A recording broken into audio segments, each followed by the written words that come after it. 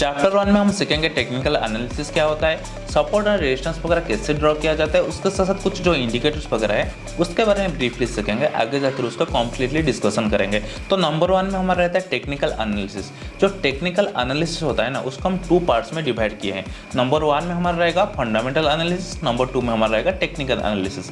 जो fundamental analysis होता है ना, उसमें हम स्टॉक के बारे में बात करते हैं, हमारा कैपिटल कितना है उसके बारे में बात करते हैं, उसके साथ साथ हमारा प्रॉफिट एंड लॉस वगैरह एंड डेप्थ वगैरह उसके बारे में हम फंडामेंटल एनालिसिस में बात करते हैं। बाकी जो रहा हमारा टेक्निकल एनालिसिस जो पार्ट 2 रहता है, उसमें हम क्या करते हैं ना, हमारे पास जो कैंडल स्टिक वगैरह है उसके साथ सपोर्ट एंड रेजिस्टेंस वगैरह है एंड उसके साथ जो चार्ट पैटर्न वगैरह है उसके बारे में हम उसके ऊपर काम करते हैं। जैसे हम मार्केट ओपन होता है उससे पहले हम प्री मार्केट एनालिसिस करते हैं, एक दिन पहले हम मार्केट को एनालिसिस करते हैं, तब हम बोलते हैं ना हम मार्केट को एनालिसिस किए, प्री मार्केट एनालिसिस किए। उसके साथ पोस्ट मार्केट एनालिसिस करते हैं, लाइक जब मार्केट क्लोज भी होता है उस टाइम भी हम एनालिसिस करते हैं एंड जब मार्केट भी चलता है उस टाइम भी हम एनालिसिस करते हैं। तो एनालिसिस हम क्या करते हैं कि कहाँ पर सपोर्ट है, कहाँ पर रेजिस्टेंस वगैरह है, उसके साथ चार्ट पैटर्न वगैरह कैसे है, चार्ट पैटर्न कैसे मूव कर रहा है एंड हमारा कैंडल स्टिक वगैरह कैसे हुआ करता है। ये जो काम वगैरह होता है ना, ये सारे के सारे आता है टेक्निकल एनालिसिस पार्ट में। बाकी जो हमारा कितना हमारे पास कैपिटल वगैरह है, उसके साथ हम कहाँ पर प्रॉफिट वगैरह लेंगे, कहाँ पर प्रॉफिट बुक्स करेंगे, यानी ये जो चीज़ वगैरह रहता है वो सब रहता है हमारा फंडामेंटल एनालिसिस में। तो टेक्निकल एनालिसिस को हम 2 पार्ट्स में डिवाइड किए हैं। नंबर 1 में रहेगा हमारा फंडामेंटल एनालिसिस, नंबर 2 में हमारा रहेगा टेक्निकल एनालिसिस। उसके साथ साथ जो मार्केट में 3 ट्रेंड्स रहता है, मार्केट्स में जो ट्रेंड्स वगैरह है वो 3 टाइप्स का होता है। सबसे पहले तो मार्केट अप ट्रेंड में रहता है, जो मार्केट डायरेक्टली ऊपर साइड में मूव करता है हम उसको बोलते हैं अप ट्रेंड। अप ट्रेंड में हमेशा कॉल को हम बाय करते हैं, यानी कॉल को बाय करते हैं। अगर आप सेलर हो, सेलर आप सेल को मतलब कॉल को भी शॉर्ट कर सकते हो। तो वो जो ट्रेंड्स वगैरह है, सबसे पहले हम ट्रेंड्स के बारे में बात करेंगे, फिर उसके बाद ऑप्शन बायर सेलर वो सब आगे जाकर डिस्कशन करेंगे।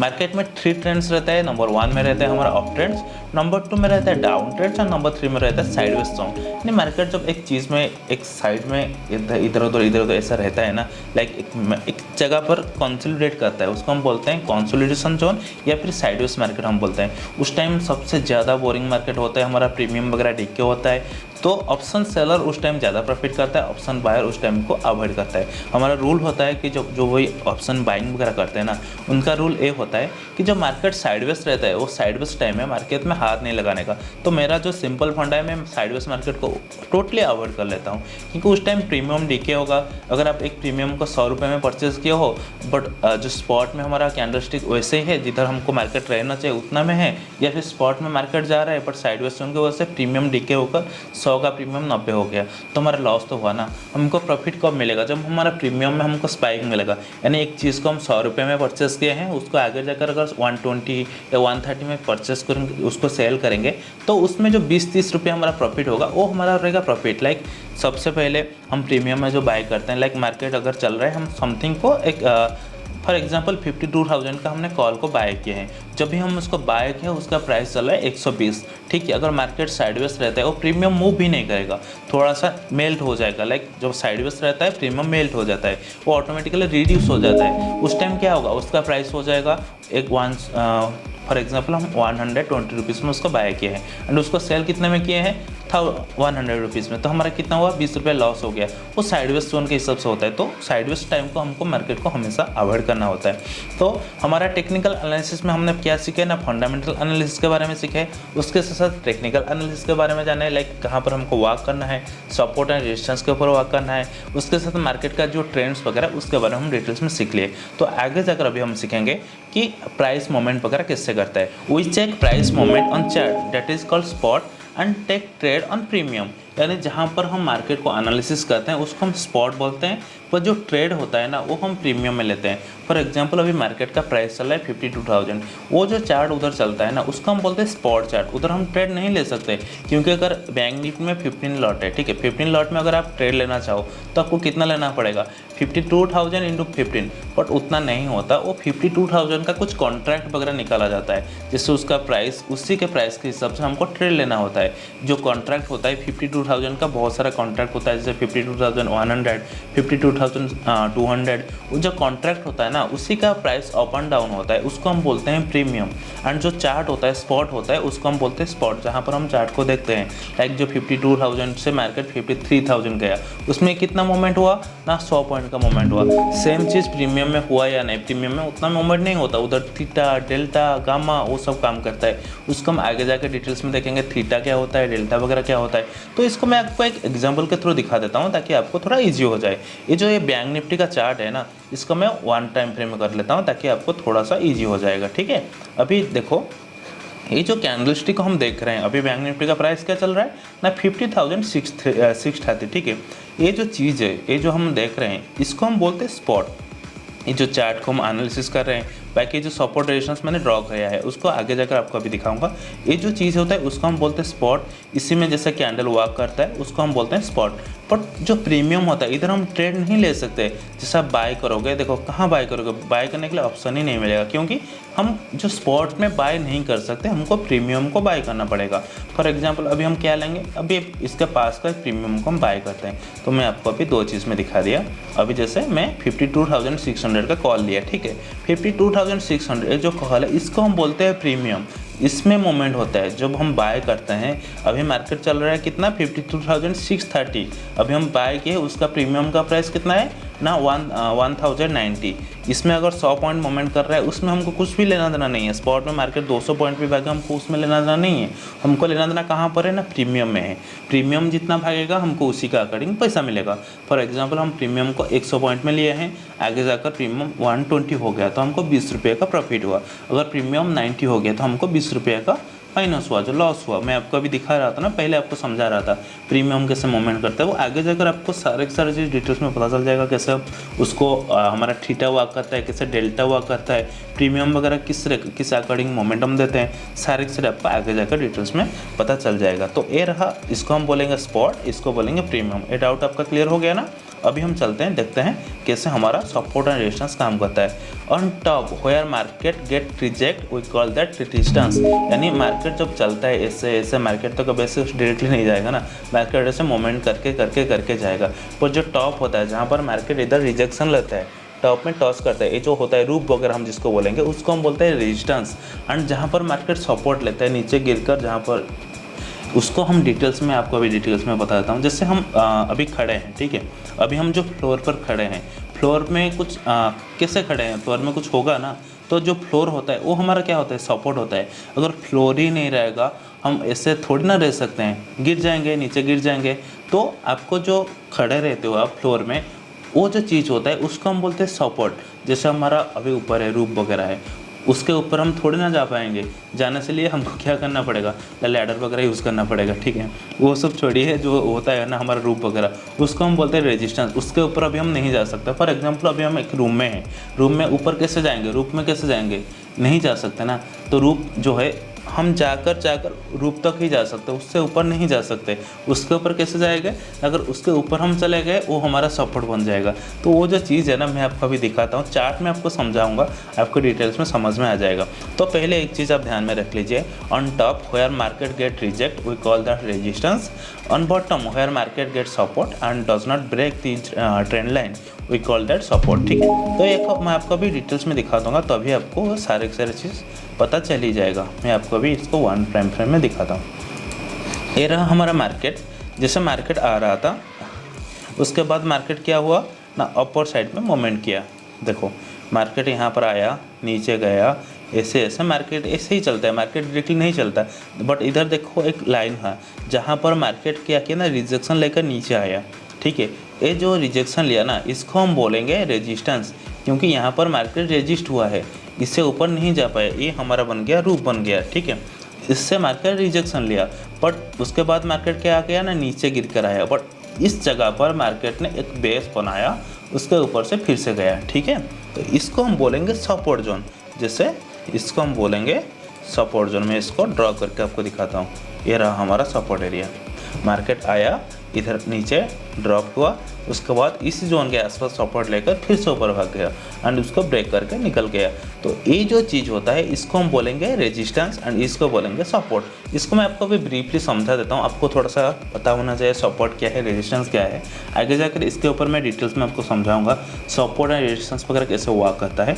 तो अभी वो चैप्टर में वो कैसे वर्क करता है मैं आपको थोड़ा सा ब्रीफली अभी समझा देता हूँ। तो इसको हम बोलेंगे रेजिस्टेंस, इसको बोलेंगे हम सपोर्ट। सपोर्ट में मार्केट सपोर्ट लेता है, उसके बाद ऊपर जाता है। जो रेजिस्टेंस होता है उधर मार्केट रिजेक्शन लेकर नीचे आता है। तो ये रह गया हमारा सपोर्ट एंड रेजिस्टेंस। उसके साथ साथ in technical analysis we figure out support resistance, उसके बारे में हम डिटेल्स में देखते हैं। उसके साथ साथ कैंडल इज दिया तो फिगर आउट प्राइस एक्शन। जो प्राइस एक्शन बोलते हैं, प्राइस कैसे चलता है, वो जो प्राइस एक्शन एक्चुअली चीज़ क्या है ना, जो प्राइस एक्शन होता है प्राइस को रीड करने का जो तरीका होता है उसको हम बोलते हैं प्राइस एक्शन। प्राइस तो डायरेक्टली ऐसे नहीं भागेगा, ऊपर नीचे होगा। वो जो चीज़ होता है ना वो जैसे वर्क करता है उसको बोलते हैं प्राइस एक्शन। इसको मैं आपको आगे जाकर डिटेल्स में समझाऊंगा, इसके ऊपर एक डेडिकेटेड चैप्टर भी रहेगा। क्योंकि प्राइस एक्शन को अगर आप समझ लिए ना तो भाई सच बताऊँ टू बी वेरी ऑनेस्ट, मैं कुछ भी इंडिकेटर यूज़ नहीं करता। बहुत सारे लोग बोलते हैं कि भाई इंडिकेटर हम यूज़ करते हैं, वो करते हैं। भाई मैं सिंपली प्राइस एक्शन प्लेयर हूँ, मुझे इंडिकेटर नहीं चाहिए। मैं इंडिकेटर टोटली यूज़ नहीं करता, अभी नहीं, जब से स्टार्टिंग से मैं इंडिकेटर यूज़ नहीं किया। मैं हमेशा प्राइस एक्शन को ही फॉलो किया। प्राइस एक्शन जो होता है ना वो सबसे जल्दी फॉर्म होता है। इंडिकेटर क्या होता है ना, आपको थोड़ा सा लेट में कन्फर्मेशन देता है। जो प्राइस एक्शन होता है वो आपको जल्दी कन्फर्मेशन देता है और जल्दी ही, एंड वो हमेशा 100% तो एक्यूरेसी कुछ भी चीज़ नहीं होता।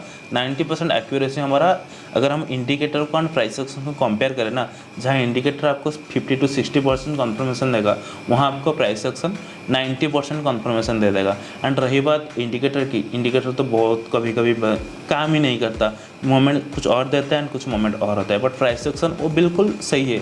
अगर आप प्राइस एक्शन को समझ गए ना तो भाई गारंटी देता हूँ भाई आप बहुत कुछ कर लोगे, ठीक है। उसको हम डिटेल्स में आगे जाकर पढ़ेंगे, प्राइस एक्शन क्या होता है, कैसे वर्क करता है। बट मैं आपको थोड़ा सा ब्रीफली सिखा देता हूँ, अभी दिखा देता हूँ, वो अगर आगे आपको थोड़ा सा मदद होगा उसके ऊपर। जो प्राइस एक्शन होता है वो क्या होता है ना, जैसे प्राइस है, प्राइस क्या किया ना, हाई स्विंगिंग बना कर गया, मार्केट गया, इधर रीटेस्ट लिया, ऊपर गया, फिर से रीटेस्ट लिया, फिर से ऊपर गया, रीटेस्ट गया। बट ये जो स्विंग है ना, पहला स्विंग ये रहा, उसके ऊपर ये रहा दूसरा स्विंग, उसके ऊपर ये रहा हमारा तीसरा स्विंग। मार्केट क्या कर रहा है ना, एक स्विंग के थ्रू सपोर्ट लेकर जा रहा है। जब भी मार्केट इस स्विंग को ब्रेक कर देगा, ठीक है, तो इसमें क्या होगा ना, हमारा जो ट्रेंड है वो चेंज हो जाएगा। फिर उसके बाद डायरेक्शन ऐसे हो जाएगा, फिर इसके बाद ऐसे येलो पैटर्न, इसको हम बोलते हैं प्राइस एक्शन। तो ये जो चीज़ होता है ना, इसको आगे जाकर आपको मैं डिटेल्स में समझाऊंगा ताकि आपको थोड़ा इजी हो जाए कैसे ये वर्क करता है, हम इसको सही से सीख पाओ। क्योंकि प्राइस एक्शन सबसे बेस्ट चीज़ है, उसको अगर आप भाई उसमें मास्टरी कर लिया ना तो आपका 50 to 60% काम उधर ही हो गया, क्योंकि उसका एक्यूरेसी 90% है। तो इंडिकेटर भी उधर रहता है जिसको हम बोलते हैं, जैसे बॉलिंजर बैंड वगैरह हो, उसके साथ साथ EMA वगैरह हो। बहुत सारे लोग बोलते हैं ना हम 9 EMA पर सपोर्ट पर हमने बाय किए, 5 EMA के साथ हमने सेल किए। वो जो चीज़ होता है उसको हम बोलते हैं इंडिकेटर। उसको भी हम आगे जाकर देखेंगे, और जो हमको इंडिकेट करता है कहाँ पर हमको ट्रेड लेना है, कहाँ नहीं लेना है, वो सब भी हम आगे जाकर डिटेल्स में सीखेंगे। तो कुछ टाइम फ्रेम वगैरह हम यूज़ करते हैं जिसके थ्रू हम हमारा ट्रेड वगैरह लेते हैं। जैसे 3 मिनट्स का टाइम फ्रेम होता है, 5 मिनट्स का टाइम फ्रेम होता है, 15 मिनट्स का टाइम होता है। जैसे हम स्कैल्पिंग करेंगे, स्कैल्पिंग के लिए सबसे बेस्ट क्या है ना, 5 मिनट्स। तो वो चीज़ भी रहता है। फिर उसके साथ साथ बहुत सारा चीज़ अलग रहता है, जैसे कन्फर्मेशन के लिए हम लेते हैं कैंडलस्टिक वगैरह। बहुत सारे लोग बोलेंगे आपको 1 मिनट्स का टाइम फ्रेम में वो स्कैल्पिंग करते हैं, और जो सबसे बेस्ट टाइमिंग होता है ना वो 5 and 15 मिनट्स का कॉम्बिनेशन होता है। 15 मिनट्स में हम क्या करते हैं ना, ट्रेंड को देखते हैं भाई कहाँ पर चलता है, एंड 5 मिनट्स में हमको ट्रेड लेना होता है। एंड और एक चीज़ आपको भाई उसको नोट कर लो, जो हम ट्रेड लेते हैं ना, 1-2 कैंडल हमारे लिए इनफ होता है। अगर आप ऑप्शन बायर हो, 1-2 कैंडल आपका, एक कैंडल में आपको कन्फर्मेशन मिला, 2 कैंडल तक आप वेट करोगे, उतना काफ़ी है। 3 कैंडल में खेल खत्म। होल्ड करके बैठने का नहीं, होल्ड करके बैठोगे मार्केट हमारा अगेंस्ट में जाएगा या फिर स्लो हो जाएगा, साइडवेज जाएगा, वो चीज़ भाई बहुत ज़्यादा ये होता है, लाइक उसमें आपका लॉस ज़्यादा होता है। 2-3 ट्रेड आप वेट करोगे। जो ज़्यादा बड़े बड़े ट्रेडर होते हैं ना वो उसको होल्ड करके बैठते हैं, वो स्विंग ट्रेडिंग मैक्सिमम टाइम करते हैं, उनके लिए वो मैटर नहीं करता, वो स्विंग को कैप्चर करते हैं। तो आज एन ऑप्शन बायर आपको क्या करना पड़ता है ना, जो टाइम फ्रेम को फॉलो करना पड़ता है। बेस्ट रहता है आपका 5 and 15 मिनट्स का कॉम्बिनेशन। उसके साथ साथ 5 मिनट्स में आपको क्या होता है ना, ट्रेड लेना होता है। 15 मिनट्स में आपको क्या करना होता है, अपना जो ट्रेंड है उसको आइडेंटिफाई किया होता है, ठीक है।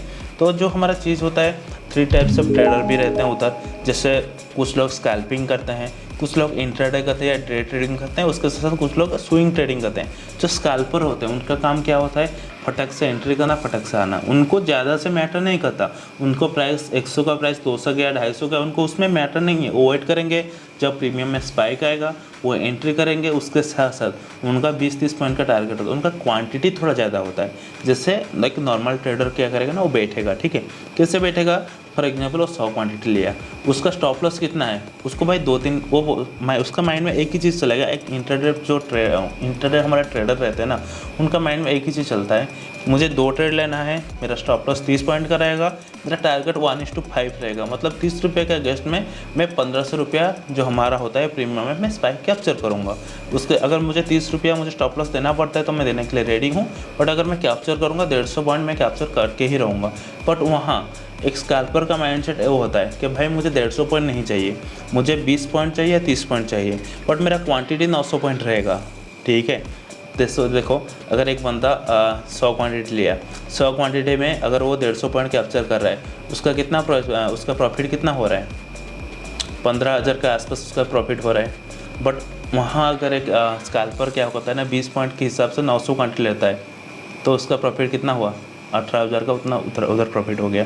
तो स्कैल्पर का माइंडसेट उसको थोड़ा अलग होता है, एंड जो हमारा डे ट्रेडर होते हैं उनका भी माइंडसेट थोड़ा अलग होता है, क्योंकि उनको क्या करना पड़ता है, हम 30 रुपया देंगे, हम वेट करेंगे, बट कैप्चर पॉइंट हमको ज़्यादा चाहिए। वहाँ एक स्कैल्पर का माइंडसेट ये होता है कि मुझे क्वांटिटी ज़्यादा लेना है, बट उसके साथ साथ मेरा जो पॉइंट है ना वो कम रहना चाहिए। मुझे ज़्यादा टाइम तक होल्ड नहीं करना है, मुझे भाई एंट्री करना है, अपना प्रॉफिट लेकर वापस आ जाना है, क्योंकि मैं ज़्यादा टाइम रुकूंगा, मेरा स्टॉप लॉस ज़्यादा जाएगा, तो भाई मेरा लॉस भी बड़ा होगा ना। एंड वहाँ पर एक जो नॉर्मल ट्रेडर होता है, इंटरडे ट्रेडर होता है, वो क्या करता है ना, 30 पॉइंट का स्टॉप लॉस, तो उसका 100 पॉइंट में 30 पॉइंट का हिसाब से जाएगा, तो मैक्सिमम उसका कितना होगा, 3000 पॉइंट का उसका लॉस होगा, ठीक है। बट अगर जो स्कैल्पर है जो 900 क्वांटिटी लेकर गया, उसके साथ साथ अगर उसका 30 पॉइंट का माइनस हो गया, तो उसका कितना लॉस होगा, समझ में आ रहा है आपको। तो वो चीज़ सबसे ज़्यादा मैटर करता है, तो उस चीज़ को भी आपको फॉलो करना है। बट हाँ, उसके साथ हम और कुछ भी करते हैं, जैसे हम BTST वगैरह लेते हैं, मतलब बाय टुडे सेल टुमारो, मतलब कल के लिए अगर हमको लग रहा है कि कल मार्केट क्या ओपन होगा, उसके लिए हम BTST वगैरह लेकर रहते हैं। लाइक उसका कॉल वगैरह हम होल्ड करके रखते हैं, उसको हम बोलते हैं BTST। जैसे इधर मैं आपको अभी दिखाता हूँ चार्ट पैटर्न में, आपको वो समझ में आ जाएगा डिटेल्स में। अभी क्या हुआ ना, मार्केट का सिनेरियो ये है कि जो मार्केट हमको क्लोजिंग दिया है, जाते जाते हमको एक रेड कैंडल का फॉर्मेशन करके गया है, एंड हमारे सामने जो क्लोजिंग है 52,630।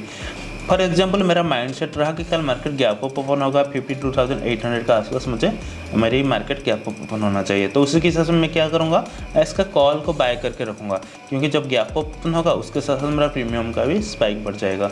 तो उसको हम बोलते हैं BTST। तो गैप अप क्या होता है, गैप डाउन क्या होता है, उसके बारे में हम आगे जाकर सीखेंगे, ताकि आपको आगे जाकर थोड़ा और ईजी हो जाए। उसके साथ साथ प्राइस एक्शन वगैरह होता है, स्विंग ट्रेड्स वगैरह होता है। जो स्विंग ट्रेड्स होता है वो कितना दिन के लिए होता है, वो 7 दिन के लिए होता है, 15 दिन के लिए होता है, 30 दिन के लिए होता है। मेनली जो होता है ना, उनका टारगेट रहता है कि प्राइस को टारगेट करना। जो स्विंग ट्रेडर होते हैं तो अपने हिसाब से स्विंग जो है उसको आइडेंटिफाई करते हैं, उसी के हिसाब से उनका जितना पॉइंट लेना चाहिए वो उतना कैप्चर करने के लिए उनका माइंडसेट रहता है, उसको हम बोलते हैं स्विंग ट्रेडर। तो जो हमारा मार्केट होता है, नॉर्मल मार्केट कितने बजे ओपन होता है ना, 9:50 को ओपन होता है, क्लोजिंग कितने बजे होता है ना, 3:30 को होता है। उसके साथ साथ मार्केट में एक्सपायरी रहता है, जैसे वीकली एक्सपायरी, मंथली एक्सपायरी, वो सब एक्सपायरी वगैरह रहता है। जैसे बैंक निफ्टी का एक्सपायरी होता है ट्यूसडे को, फिर उसका मंथली एक्सपायरी क्या होता है ना, गुरुवार को ही रहता है, उसका एक्सपायरी उस दिन नहीं होता। वो एक्सपायरी का अलग अलग एक्सपायरी है, उसके बारे में हम आगे जाकर पढ़ेंगे। वो चीज़ सबसे ज़्यादा मैटर करता है, क्योंकि अभी तो भाई एक्सपायरी रोज़ एक एक्सपायरी हो गया। जैसे मंडे को मिड कैप को, ट्यूसडे को हमारा फिर निफ्टी को, वेडनेसडे को हमारा हो गया बैंक निफ्टी, थर्सडे को निफ्टी को, फ्राइडे को सेंसेक्स को डाल दिए भाई। लाइक रोज़ हमारा एक्सपायरी हो रहा है। अभी ऐसा नहीं होना चाहिए यार, उसके चक्कर में बहुत सारे लोग अपना पैसा गंवा रहे हैं। उनका कम प्राइस में उनका प्रीमियम मिल रहा है, उसको उठा रहे हैं, ज़्यादा क्वांटिटी ले रहे हैं, उनका काम करने का स्टाइल कुछ और है, कुछ और कर रहे हैं, जिसकी वजह से उनका ज़्यादा लॉस हो रहा है। तो वो चीज़ भी होता है। एंड जो हमारा मेन चीज़ होता है, एक स्कैल्पर को हमेशा अपना क्वांटिटी के साथ साथ अपना टाइम फ्रेम का भी ध्यान देना चाहिए, लाइक कितना जल्दी वो अपना टारगेट को कैप्चर करके निकल पाए। जैसे मैं ज़्यादा से ज़्यादा स्कैल्पिंग करता हूँ, तो मेरा जो मेन टारगेट रहता है, मैं 5 मिनट्स के टाइम फ्रेम को फॉलो करता हूँ। अगर मेरी बात करें तो मेरा जो टारगेट रहता है हर एक ट्रेड में मुझे 20 से 25 पॉइंट चाहिए, ज़्यादा नहीं चाहिए। मेरा क्वांटिटी हमेशा 900 के आसपास रहता है, उससे ज़्यादा मैं उसको बास्केट बना कर ले लेता हूँ अगर मुझे ज़्यादा लेना है। नहीं तो 900 के साथ साथ मैं क्या करता हूँ ना, मुझे 20 पॉइंट चाहिए, कैंडल ब्रेकआउट करेगा, मुझे एंट्री करना है, मुझे रनिंग में जाना है, रनिंग में निकलना है, मुझे वेट नहीं करना है। वेट करने के चक्कर में मेरा इधर ऐसे लग जाएगा, तो वो चीज़ भी हमको नहीं करना है। तो 1 और 2 मिनट जो टाइम फ्रेम रहता है वो ट्रेडिंग के लिए बेस्ट रहता है। जैसे स्कैल्पिंग के लिए 1 मिनट टाइम फ्रेम, उसके साथ जो 2 मिनट्स का टाइम फ्रेम होता है। तो वो जो टाइम फ्रेम क्या होता है मैं आपको वो दिखा देता हूँ। जैसे इधर आप देख सकते हो ऊपर 3 मिनट्स का टाइम फ्रेम है, 5 मिनट्स का टाइम फ्रेम है, 15 मिनट्स का टाइम फ्रेम है। इधर अगर आप देखो तो 1 मिनट्स का आपको टाइम फ्रेम मिलेगा। ये 1 मिनट्स का मतलब अगर एक 5 मिनट्स का कैंडल फॉर्मेशन हो रहा है, उसको फॉर्मेशन होने के लिए 1 मिनट वाला जो टाइम फ्रेम वाला कैंडल पे होता है ना, वो 5 टाइम्स चाहिए। उसी के हिसाब से हमारा 5 मिनट्स का टाइम फ्रेम वाला जो कैंडलस्टिक फॉर्मेशन होता है, जैसे ये 15 मिनट्स का है, तो 15 मिनट्स में जो हमारा कैंडल फॉर्मेशन हुआ उसका कंपैरिजन में हमको 5 मिनट्स का 3 कैंडल चाहिए। उसी के अकॉर्डिंग हमको प्राइस सेक्शन को लाइक वो टाइम फ्रेम मैटर करता है। तो इसको हम बोलते हैं टाइम फ्रेम। इधर ऊपर में आपको टाइम फ्रेम मिल जाएगा, उसको आप चेक कर सकते हो। ये सबसे ज़्यादा बेस्ट चीज़ है। तो अभी हम चलते हैं डिटेल्स में, उसके ऊपर बात करते हैं। जैसे 5 और 15 मिनट्स टाइम फ्रेम हम यूज़ करते हैं नॉर्मली ट्रेडिंग के लिए, उसको हम बोलते हैं इंट्राडे ट्रेडिंग। उसके साथ we use 15 minutes candle for observe trend and 5 minutes for entry. जैसे मैं आपको अभी बोला था ना, जैसे हम 15 मिनट्स का जो कैंडल स्टिक होता है उसको हम देखते हैं, ऑब्जर्व करते हैं। उसके साथ साथ जो एंट्री करते हैं वो 5 मिनट्स वाले टाइम फ्रेम में हम उसको एंट्री करते हैं। तो 2-3 कैंडल के बाद हम अपना काम क्लोज कर लेते हैं। जैसे मैं बोला आपको प्रॉफिट वगैरह हम बुक कर लेते हैं, उसको वेट नहीं करते, क्योंकि ज़्यादा टाइम आप वेट करोगे तो बहुत ज़्यादा आपका जो कैपिटल है वो रिड्यूस हो जाएगा। आप ट्रेलिंग इसे के साथ अवॉइड कर सकते हो, पर 2-3 कैंडल एनफ होता है हमारा प्रॉफिट वगैरह बुक करने के लिए। तो 1 आवर 1 डे टाइम फ्रेम भी रहता है जो स्विंग ट्रेडिंग के लिए। अगर हम स्विंग ट्रेडिंग का बात करें उसके लिए 1 डे टाइम फ्रेम बेटर होता है, 1 आवर वाला टाइम फ्रेम वो बेटर होता है। तो वो सबका अकॉर्डिंग के हिसाब से अपना अपना हिसाब से सब प्लानिंग करते हैं। जैसे अगर मैं स्कैल्पर हूँ, मुझे 15 मिनट्स 5 मिनट्स में काम करना है, तो वो मेरे लिए बेस्ट है। अगर आपको नॉर्मली ट्रेडिंग करना है वो 5 मिनट्स 15 मिनट्स है। इधर आपको मैं अभी दिखा देता हूँ। जो हमारा 15 मिनट्स का टाइम फ्रेम होता है उसमें हम क्या करते हैं ना, ऑब्जर्व करते हैं। जैसे अभी हमारा लास्ट को मैं आपको दिखाता हूँ। जो लास्ट वाला कैंडल है ना, वो क्या हुआ, ग्रीन कैंडल के बाद अच्छा खासा हमको मोमेंटम दिया, उसके बाद नीचे आ गया एंड जाते जाते क्या हुआ ना, एक इन्वर्टेड हैमर बनकर गया। ठीक है, तो अगर हम वही चीज़ देखें 5 मिनट्स का, तो क्या हुआ ना, पहले 2 कैंडल हमारा अच्छा खासा बुलिश गया, उसके साथ साथ सेकंड कैंडल जो फॉर्मेशन हुआ वो क्या हुआ ना, बीरिश हो गया। तो वो चीज़ है, अगर आप इसको होल्ड करोगे 3 कैंडल, जैसे इधर ब्रेकआउट हुआ, इधर हमारा एंट्री बना, आप इधर एंट्री किए, 1-2 कैंडल में आप प्रॉफिट बुक नहीं किए, तीसरा कैंडल में क्या होगा, नीचे आएंगे ना आप। वही चीज़ सबसे ज़्यादा मैटर करता है, उसको आपको ध्यान में रखना है। तो 5 मिनट्स का टाइम फ्रेम में हमको एंट्री एग्जिट करना होता है, 15 मिनट्स का टाइम फ्रेम में हमको ट्रेंड को आइडेंटिफाई करना होता है कि मार्केट का ट्रेंड कहाँ है, मार्केट किस डायरेक्शन में जाएगा, उसको हम उधर आइडेंटिफाई करते हैं। ठीक है, तो हमारा जो 1 डे 1 आवर वाला जो टाइम फ्रेम होता है वो हमारा स्विंग ट्रेडिंग के लिए बेस्ट है। We should always focus on our risk reward ratio, that is 1:3। जैसे मैं आपको बोला था, नॉर्मली अगर हम ट्रेड करते हैं, हम 30 रुपये का स्टॉप लॉस देने के लिए रेडी हैं, उसी के अगेंस्ट में हमको मिनिमम 90 रुपये प्रॉफिट चाहिए, तो अभी हम उसको यूज़ करेंगे। अगर आप 30 रुपये का स्टॉप लॉस देने के लिए रेडी हो, तो उसी के अकॉर्डिंग आपको मिनिमम 90 रुपये का आपको प्रॉफिट होना चाहिए।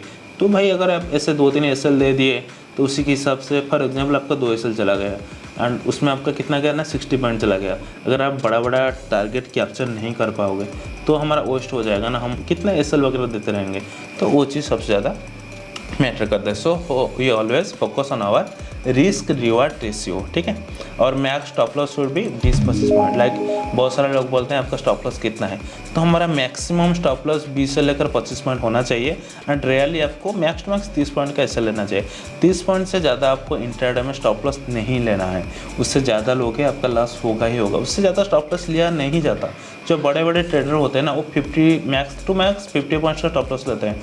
बट सबसे जो बेस्ट होता है, बहुत सारे लोगों का माइंड में आएगा कि भाई मिनिमम कितना, बैंक निफ्टी में आपको मिनिमम 20 से लेकर 25 पॉइंट का स्टॉप लॉस देना चाहिए, क्योंकि 10 रुपये का आप स्टॉप लॉस दो कि भाई बैंक निफ्टी इतना जल्दी मूवमेंट करता है ना, 10 रुपये का स्टॉप लॉस वहाँ चला जाएगा। बट निफ्टी में 5 to 7 पॉइंट का स्टॉप लॉस बहुत ज़्यादा है। लाइक 5 मिनट्स अगर 5 पॉइंट का आप स्टॉप लॉस दे रहे हो, उसी के हिसाब से आपको 15 पॉइंट बुक्स करना होता है। तो फिर निफ्टी में सेम 5 to 7 पॉइंट का एसएल होना चाहिए। बैंक निफ्टी में हमारा 20 से लेकर 25 तक स्टॉप लॉस होना चाहिए। एंड हमारा जो टारगेट है बैंक निफ्टी में मिनिमम 30 पॉइंट का होना चाहिए। उसके साथ साथ अगर आप चाहो तो 50 पॉइंट्स का भी टारगेट ले सकते हो, बट मिनिमम हमारा 30 पॉइंट का टारगेट होना चाहिए। तो 5 सेक्टर है हमारा ट्रेडिंग के लिए, जैसे बैंक निफ्टी है, उसके साथ साथ निफ्टी है, उसके साथ फिन निफ्टी है, उसके साथ सेंसेक्स एंड मिड कैप है। मैं आपको बोला था बैंक निफ्टी का एक्सपायरी वेडनेसडे को होता है, निफ्टी का थर्सडे को होता है, फिन निफ्टी का ट्यूसडे को होता है, सेंसेक्स का हमारा होता है मिड कैप है, थोड़ा उल्टा हो गया, ठीक है। मंडे को होता है मिड कैप का, ट्यूसडे को होता है बैंक निफ्टी का, वेडनेसडे को होता है हमारा फिन निफ्टी का, थर्सडे को होता है हमारा निफ्टी 50 का, फ्राइडे को होता है सेंसेक्स का, ठीक है। ये थोड़ा उसका पैटर्न उल्टा हो गया, मंडे को सेंसेक्स हो गया, नहीं उस पहले मंडे को होता है मिड कैप का। तो एवरी वीक में हमारा एक्सपायरी होता है, मैंने आपको अभी बोला था। एक्सपायरी में हमको क्या करना पड़ता है, हाँ अभी एक्सपायरी क्या होता है वो सबसे मेन चीज़ है, उसके बारे में हमको डिटेल्स में बात करना है। लाइक अगर हम जाते हैं दुकान में केला लाने के लिए, जो दुकानदार केला लेकर आता है, जब नया बाय करके लाता है, वो क्या वैसे तो साइज़ में अच्छे से फ्रूट्स वगैरह पक तो नहीं जाता है, थोड़ा सा ये रहता है, ब्लू वगैरह रहता है। धीरे धीरे वो क्या होता है ना, ज़्यादा से ज़्यादा पक जाता है, उसके बाद वो क्या होता है ना, ख़राब हो जाता है।